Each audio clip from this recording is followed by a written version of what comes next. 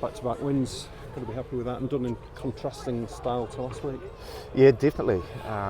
This is a real battle out there today, and I think discipline of both sides and some interesting decisions that I have to go back and look at sort of made the game difficult for, I'm sure, both teams. But I mean, yeah, nice to come to Castle Park and have a win. By all accounts, Yorkshire Carnegie don't do it too often.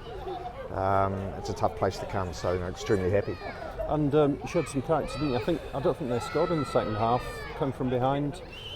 No, I think the first half, we felt that we'd contributed to their skill building with our discipline and given them opportunities, and we focused on a couple of things in the second half, and I thought we were quite clinical in certain areas, but we lost our shape again in the back end of it.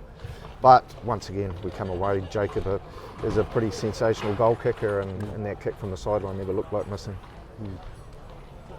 You obviously mentioned decisions and six sin binnings. It wasn't a sort of a full-blooded that sort of encounter, was it really? Oh no, and it wasn't nasty. And I mean, when you get two guys sin binning and they're shaking hands and patting each other on the back as they're walking down the sideline, you sometimes wonder what's it all about. But obviously the ref had spoken to both teams about discipline and said that he's had enough, and people are going to go. So that's the way it was, and the game sort of lost shape when you got 13 players on the field and you're trying to work out strategy. We went for a prop and pulled a winger off. They went short in the forwards and kept the full back line. So it was the risk we took. We got away with it in the end, and I was pretty disappointed we didn't get a scrum penalty right near the end when we just marched them back.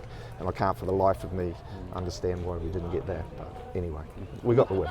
That's 3 wins out of 4, back-to-back wins. You've got to feel things are coming together. Yeah, well, we've strategically gone into this cup with a mindset of being where we need to be when we get back into the championship rounds to progress and get to where I feel that we should be in the table, and that's off the bottom. The little benefit and bonus we're getting is that we're actually sitting on top of or near the top of the cup table, so that's an added bonus. And we've got go away to Nottingham next week. That'll be very tough, and then we welcome Coventry to Emerald Headingley Stadium on the 15th. So we're moving okay at the moment. Chris, how delighted were you with the performance of the Carnegie pack this afternoon? Well, I think probably extremely delighted with the performance of the whole team. I think one thing when I was watching the captains or the Clarity run yesterday, and I looked at the players that were not taking part and were standing on the sideline, and I thought, and our Clarity run was pretty special. I thought, well, we're getting some depth now. We've got some depth, and in the second half, we were able to bring 2 props, a hooker and 2 locks, that are experienced championship rugby players off the bench. We didn't have that luxury in the early part of the season, so it bodes well for us. We've got a long way to go, but the exciting thing is you can see that the guys care. They're tight. They're as a bunch. Yeah, we've lost a lot of games leading into this, but if you walked into our camp, our environment, you would never know it. And 2 good tries by your hooker. Yep.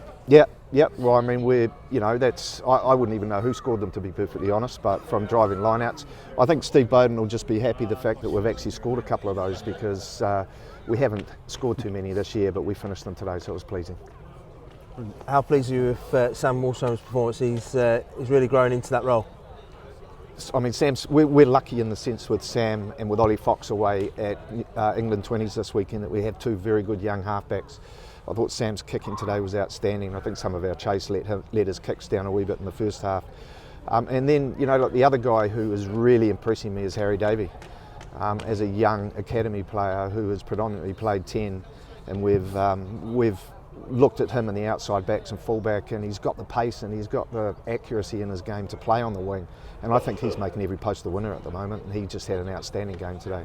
Can you see, obviously the new players have come in, but can you see the other players drawing confidence from their arrival as well? Yeah, absolutely, and the quality of training throughout the week has gone up 10 levels, because there's competition for places, and when we're practicing attack against good defenders. When we're practicing defence against good attackers at training. So we need to be at our best throughout a training week, which is producing better performances on the park in the weekend. So we've got a long way to go, and it's a long season, but we're starting to move in the right direction. One disappointment was Matt Smith and Mike Myers having to go off with those head injuries. How are those fellas? Yeah, I would guess that they clashed heads in a tackle. And Smithy was all right in the changing room. I haven't seen Mike. I think he was a little bit worse, although he was determined that he was going to carry on. But yeah, I'll check those. But other than that, I'll get an injury report. We seem to be okay. So, are you expecting anyone back for next week's game at Nottingham? Next week's game for Nottingham is going to be a very interesting selection because we're likely to go into it fully fit. Elijah Nico arrived during the week, so he's going to be a contender for starting in the outside backs. Nick Mayhew has arrived, he's here, but we probably won't roll him out until the 15th of December earliest, give him time to settle. So we're really starting to get some depth. So selection next week will be a very interesting discussion between Steve and Scott and myself.